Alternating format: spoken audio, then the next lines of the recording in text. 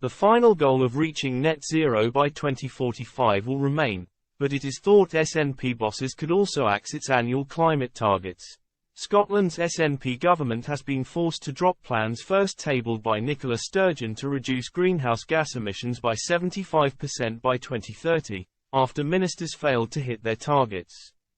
The final goal of reaching net zero by 2045 will remain, but it is thought SNP bosses could also axe its annual climate targets.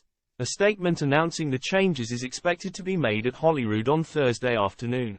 It comes after the Climate Change Committee, CCC, which provides independent advice to ministers, warned back in 2022 that Scotland had lost its lead over the rest of the UK in tackling the issue.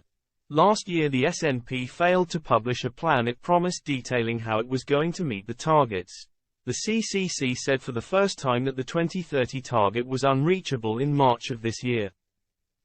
It comes after former SNP leader Nicola Sturgeon saw her SNP administration as world leaders on climate change when the targets were introduced in 2019, often asserting that Scotland had the most stretching targets in the world.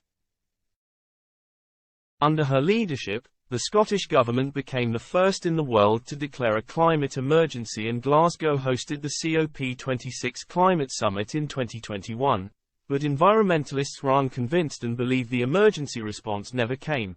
Scotland's emissions reduction target for 2030 was tougher than for the UK as a whole, which was for a reduction of 68% by the same date.